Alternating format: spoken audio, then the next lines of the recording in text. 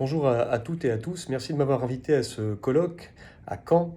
Euh, Très belle commune, mais située très loin de ma circonscription, dans les Alpes-Maritimes, qui a été touchée par une forte tempête, la tempête Alex, ce qui m'oblige à être très présent en circonscription en ce moment. Vous m'avez demandé d'intervenir sur le thème de la politique et de la condition animale, ce que je vais faire en quelques minutes, sachant que le sujet est particulièrement vaste, vous le savez. Premier point d'abord, pour commencer, on a affaire à une opinion publique qui est de plus en plus sensible à la question de la condition animale. Les sondages répétitifs indiquent que les citoyens et les citoyennes veulent voir dans leur pays, en France, des améliorations majeures portées sur la question des animaux quels qu'ils soient. Les chiffres sont tout à fait significatifs.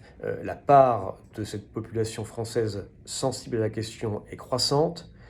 Les associations de protection animale elles-mêmes le disent. Jamais le sujet n'a été aussi présent à l'agenda médiatique, jamais n'ont été autant sollicités.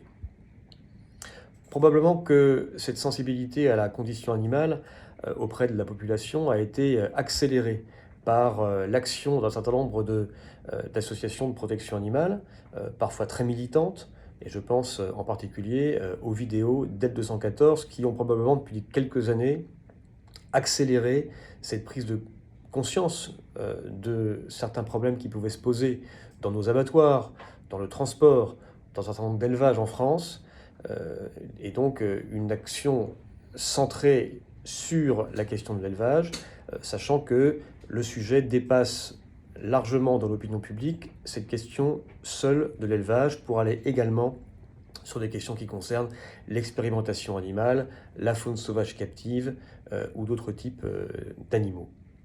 Et bien évidemment, les politiques et la politique doivent tenir compte de cette particularité, de cette attente de la population.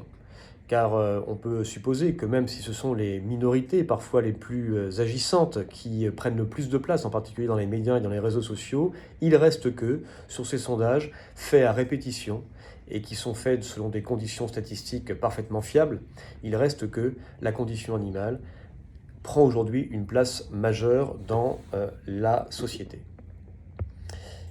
Et en face de cela, évidemment, les politiques doivent se saisir, doivent écouter ce qui se passe dans l'opinion et doivent se saisir de ces sujets. Le font-ils suffisamment? Certainement pas. Certainement pas, et je vais l'indiquer ensuite en vous donnant quelques exemples extrêmement concrets. Alors, certainement pas, ça ne veut pas dire pas du tout. Les politiques se rendent compte doucement, lentement, pour un certain nombre d'entre eux, que ce sujet est un vrai sujet, et quand ils le prennent en compte, ils le prennent en compte parfois de façon insuffisante. Il y a eu de grandes étapes indiquant que la prise en compte politique du sujet de la condition animale en France, de grandes étapes législatives ou réglementaires. Ça commence, comme chacun sait, en 1850 à peu près, quand la loi Gramont interdit à chacun qui possède un cheval de le maltraiter publiquement. Et puis ensuite, différentes lois viendront, ou règlements viendront parsemer la vie législative et réglementaire française. Et on peut citer en grandes étapes celle de 76, où dans le code rural est inscrit que l'animal est un être sensible, un être vivant doué de sensibilité. On connaît également très bien en 2015 l'amendement dit Glavany qui reproduit ce qui avait été écrit 40 ans plus tôt pratiquement dans le code rural, dans le code civil. L'animal est un être vivant doué de sensibilité, sous réserve des droits qui les protègent, l'animal est soumis au régime des biens. On verra derrière la réalité que cela comporte et l'insuffisance de cette avancée, même si elle est indéniable. En bref, la France, elle est probablement et même certainement en retard par rapport à plein d'autres pays européens sur ces questions. Et on doit prendre l'exemple, le bon exemple, qui est un exemple proche, qui est l'exemple wallon ou vallon. Mais je crois qu'on dit wallon, de nos voisins belges, qui indiquent ainsi et qui créent, sous l'impulsion d'un ministre en charge notamment des questions de bien-être animal, un code wallon du bien-être animal qui est appliqué avec plus ou moins de succès d'ailleurs dans ce pays voisin. Il faut parler également de l'exemple de la Suisse, qui, sur un certain nombre de sujets, est très en avance sur la France, de l'Angleterre, de l'Allemagne, d'un certain nombre de pays nordiques, qui, sur ces questions de bien-être animal, de conditions animales au sens large, préfèrent ce terme de conditions animales, eh bien, considèrent qu'il y a là un vrai sujet et que c'est une preuve d'humanité que de faire attention à ceux qui sont plus fragiles, en particulier ces animaux. Une des raisons du retard de la France en matière politique sur ces sujets de conditions animales est sans doute liée à la multiplicité des ministères qui sont en charge de la gestion du sujet. Je vais vous donner un exemple qui va vous montrer une des raisons, à mon avis, principales pour laquelle le sujet avance si lentement. L'animal de compagnie est un animal particulier détenu par plus d'un foyer sur deux en France. On parle du chien et du chat, et maintenant des nouveaux animaux de compagnie. Ils sont plus de 60 millions en France, quand on compte tous les poissons, les oiseaux, les rongeurs, les chiens et les chats. L'animal de compagnie est sous la responsabilité du ministre de l'Agriculture, ainsi que le sont tous les animaux de production, les animaux d'élevage. Bien, une fois qu'on a dit ça, qu'en est-il des animaux sauvages? Eh bien, les animaux sauvages, qu'ils soient en captivité ou qu'ils soient en liberté, sont sous la responsabilité du ministère de la Transition écologique et solidaire. Ça veut dire que les questions liées à la biodiversité, liées au loup, à l'ours, à la chasse, aux dauphins ou aux orques détenus en captivité, aux animaux détenus par les cirques, aux animaux sauvages qui sont détenus pour produire de la fourrure, je pense aux visons. Tous ces animaux sont sous la responsabilité donc d'un deuxième ministre, le ministre de la Transition écologique et solidaire. Troisième catégorie d'animaux, je parle des animaux d'expérimentation. Eh bien, ceux-là, ces animaux d'expérimentation, quels qu'ils soient, du petit rongeur aux primates, eh bien, sont sous la responsabilité du ministère de l'Enseignement supérieur, de la Recherche et de l'Innovation. Troisième ministre en charge des animaux. Et puis, si on s'intéresse à la question des animaux de production, évidemment, les veaux, les vaches, les cochons et les poulets, là, ils sont sous la responsabilité, évidemment, de nouveau, comme les animaux de compagnie, du ministre de l'Agriculture. Et puis, quand on s'intéresse ensuite à d'autres sujets qui sont des sujets plus transversaux et qui impliquent la condition des animaux, la condition de vie des animaux, quand on va parler d'éducation, de sensibilisation, ça sera évidemment le ministère de l'Éducation nationale. Et puis quand on parle, par exemple, de la question des chiens dits dangereux, eh bien, ce sera sous la responsabilité du ministre de l'Intérieur. Et puis, si on parle évidemment de la question des sanctions pénales qui doivent être mises en œuvre quand il y a des actes de cruauté, de maltraitance ou simplement de négligence vis-à-vis des animaux, eh bien, ces sujets-là sont traités par le ministre de la Justice. Autant vous dire qu'entre tous ces ministères, et de façon assez évidente, on se renvoie parfois un petit peu la balle, et puis on traite les sujets de façon très parcellaire, très ponctuelle. Bref, il n'y a pas de véritable politique de la condition animale dans notre pays, parce que ce sont de nombreux politiques qui s'en saisissent. Et d'ailleurs, c'est probablement une des raisons pour lesquelles il y a eu la création très rapidement, parce que précisément cet éparpillement faisait que personne ne se saisissait vraiment du sujet et qu'il était un petit peu délaissé. C'est probablement une des raisons pour lesquelles, en réponse aux attentes de l'opinion publique, a été créé un parti monothématique, le parti animaliste, qui a pour vocation de ne traiter, par définition, que la question des animaux.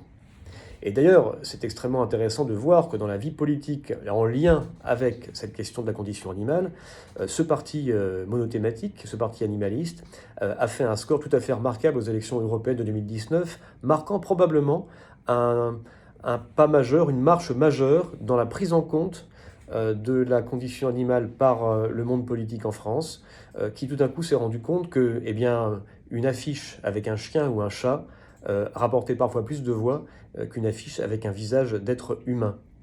Et ma position sur cette question-là, c'est de dire que on peut aborder le sujet de façon sincère et ancienne, comme je le fais moi ou d'autres députés, considérant que c'est un vrai sujet de société et que les animaux méritent tout notre respect. Si certains politiques considèrent que ça peut leur rapporter des voix et s'intéressent à ces sujets uniquement pour cette raison, eh bien je dis à la limite pourquoi pas, pourvu que le sujet avance. En termes de perspective maintenant, Maintenant qu'on a parlé d'un petit peu de ces grandes étapes, et que cette dernière étape qui est ce score très important du Parti animaliste aux élections européennes, qui est tout à fait significatif, et qui d'ailleurs ensuite est repris et se reproduit dans des élections beaucoup plus locales, comme les élections municipales, où on voit fleurir de plus en plus de responsables de la condition animale dans les municipalités, ce qui est une bonne chose, eh bien on voit que la prise en compte politique, le fait que la condition animale devienne un objet politique, devient maintenant une réalité, quelque chose de très concret, de beaucoup plus concret. Ce sujet, il est irréversiblement devenu un objet politique. Et dernière étape en date qui a mis au plus haut de l'agenda médiatique et politique la question de la condition animale, c'est le fameux RIP, le référendum d'initiative partagée, développé par un certain nombre de personnes en France, chefs d'entreprise, journalistes, et qui, là, de façon absolument, me semble-t-il, irréversible et irrémédiable, a fait que de vrais débats entre députés à l'Assemblée nationale, probablement également entre sénateurs et entre députés et sénateurs, ont vu le jour, se demandant s'il fallait le signer ou ne pas le signer. Et pour ma part, je l'ai signé parce que je pense qu'il a au moins un mérite, même si dans le détail, les mesures ne sont pas toutes parfaitement adaptées ou suffisamment précises. Il a un mérite qui est de précisément mettre très haut dans l'esprit des parlementaires qui vont légiférer ensuite, eh bien, cette question de la condition animale. Simplement, ce que j'observe, c'est que pour pouvoir voir le jour, ce RIP, il doit passer une première étape. Cette première étape, c'est le fait que 20% des parlementaires français doivent le signer et valider son principe. 20% des parlementaires français, c'est 185 parlementaires, députés ou sénateurs. Or, il semble que la barre des 140, 141, 142 parlementaires n'arrive pas à être franchie. Et je pense, malheureusement, que l'étape suivante, qui aurait été la collecte de 4,7 millions de signatures de Françaises et de Français, ne verra même pas le jour. Je pense que ce référendum d'initiative partagée est aujourd'hui bloqué par des parlementaires qui ne veulent pas aller plus loin. Et pourquoi est-ce qu'ils ne veulent pas aller plus loin? Je pense qu'il faut aussi en parler. Ils ne veulent pas aller plus loin parce qu'ils ont un certain nombre de réticences sur des sujets qui sont des sujets qui touchent en particulier à deux aspects contenus dans le RIP. Le premier aspect qui concerne la chasse, ou plus exactement, non pas la chasse, mais les chasses traditionnelles, ce qui est différent, et même dans mon esprit très différent. Et deuxième aspect, qui les bloque, je pense, et j'en suis sûr, qui concerne les aspects de l'agriculture. Dans les deux cas, aussi bien du côté des chasseurs que du côté des agriculteurs, il y a là, chacun le sait, et c'est une pratique tout à fait normale avec laquelle il ne faut pas, devant laquelle il ne faut pas s'effrayer. Il y a en face de ces deux sujets des lobbies extrêmement puissants qui développent des argumentaires extrêmement précis, parfois très bien faits, et qui suffisent à convaincre un certain nombre de députés et de sénateurs.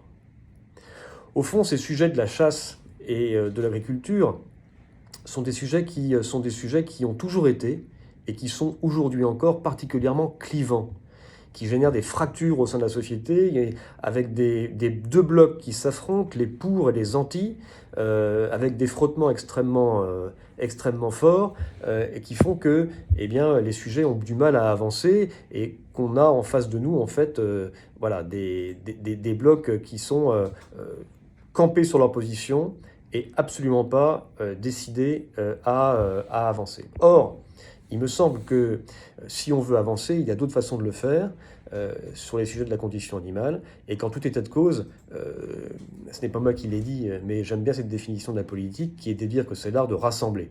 Sur ces sujets-là, sur la chasse, sur la question de l'élevage intensif, aujourd'hui encore, on ne rassemble pas, on divise.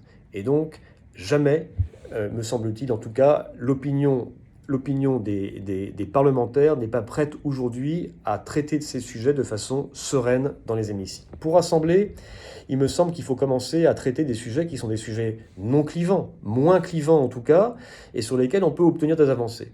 Et je pense en particulier à des sujets qui ont trait à l'animal de compagnie. C'est la raison pour laquelle j'ai rédigé une proposition de loi après avoir réalisé une mission gouvernementale de 6 mois sous la responsabilité du Premier ministre et du ministre de l'Agriculture. Il me semble que sur la question de l'animal de compagnie, animal particulièrement consensuel, le chien et le chat, possédés par plus d'un foyer sur deux, je le répète, sur l'abandon en particulier de ces animaux de compagnie dans abandon sur lequel on est en France en pointe. Il faut dire qu'également qu'on est en pointe et qu'on est ceux qui possédons le plus d'animaux de compagnie en Europe. Donc il n'est pas anormal, en tout cas, voilà, il est anormal, mais il n'est pas anormal non plus que nous soyons le pays qui abandonne le plus.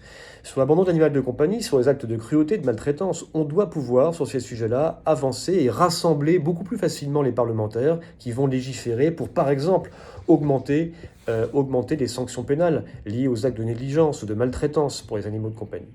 Il faut donc, je pense, s'extraire absolument de toute forme de radicalité, dénoncer d'ailleurs ces radicalités, qu'elles viennent de la part d'associations, qu'elles viennent de la part de parlementaires parfois. Il faut, je pense, sortir de cela et tenter de se positionner sur une forme de ligne de crête, pas toujours facile à tenir, mais qui permet de trouver des équilibres tout en avançant. Je pense aussi que sur la question de la condition animale, la traiter sérieusement, cette question, c'est aussi la traiter de façon réglementaire et que nous ne sommes pas obligés de légiférer. C'est une grande spécialité française. Vous savez, hein, on légifère beaucoup en France, on fait des lois extrêmement riches en mots, et puis ces lois sont souvent ou parfois pas appliquées, et puis ensuite on se rend compte que bien que il faut y déroger. C'était un peu cette spécialité française contre laquelle je me bats et pour laquelle je dis à chaque fois qu'un sujet peut être traité de façon réglementaire, si on sait bien que dans l'opinion on a une majorité avec nous, il ne faut pas hésiter. Je sais que ça peut être partie spéciale de la part d'un parlementaire de parler ainsi, mais il ne faut pas hésiter à agir de façon réglementaire par arrêté ministériel. Ça a été le cas récemment de la part de la ministre de la Transition écologique qui a pris des arrêtés sur la faune sauvage captive détenue dans les cirques ou dans les delphinariums. Eh bien, je pense que c'est une bonne façon de faire pour éviter des débats qui peuvent parfois être absolument délétères et faire des reculs plutôt que des avancées dans les hémicycles. Je pense que le traitement réglementaire de cette question est donc une bonne méthode quand on sait que l'on a dans l'opinion une majorité qui est avec nous. Je pense que des projets de loi également venant donc du gouvernement sont extrêmement importants pour faire avancer les choses, parce que bien sûr le poids du gouvernement sur ces questions-là est beaucoup plus important que le poids d'un député. Et quand je parle du poids du député, je parle non plus du projet de loi, mais de la proposition de loi, donc une initiative parlementaire. On l'a vu récemment avec la proposition de loi d'un de nos collègues, d'un groupe minoritaire de l'Assemblée nationale, qui a été débattue alors qu'elle comportait 5 articles en l'espace de 2 heures. Ça n'est pas sérieux, ça n'est pas comme ça que l'on peut traiter sérieusement du sujet de la condition animale et montrer aux Françaises et aux Français, au fond, que les politiques les écoutent, parce qu'il s'agit de ça. Enfin, je pense que si l'on veut avancer sur la question de la condition animale et de la politique, il faut personnifier son traitement politique, il faut personnifier le traitement politique du sujet. On a évoqué la question d'un ministre, on a évoqué la question d'un secrétaire d'État, on a évoqué la question ou d'autres. Je pense que, sans même parler de ministère ou de secrétariat d'État, je pense que ne serait-ce qu'un délégué interministériel à ces questions, délégué interministériel évidemment, au regard du caractère éminemment interministériel de la question, est une bonne solution. Il faut que ce sujet soit porté de façon claire et précise par quelqu'un ou quelqu'une qui va s'en occuper. Ça peut être également un défenseur des droits. C'est une proposition que j'ai rédigée dans mon rapport de mission gouvernementale, qui m'a été soufflée par quelqu'un, je pense, qui mérite toute notre admiration, qui s'appelle Robert Badinter, et qui a eu cette idée de défenseur des droits, au fond de cette autorité administrative indépendante qui permettrait de faire avancer ce sujet de façon également, là aussi, transpartisane, puisque, pour le coup, c'est bien un sujet particulièrement transpartisan. Voilà, j'ai épuisé mon temps de parole. Je vous remercie de m'avoir écouté, de m'avoir donné la parole, de m'avoir écouté, je ne sais pas, parce que je ne suis pas à vos côtés malheureusement, mais j'aurai grand plaisir à vous retrouver en d'autres occasions, plus calmes et plus sereines. À bientôt.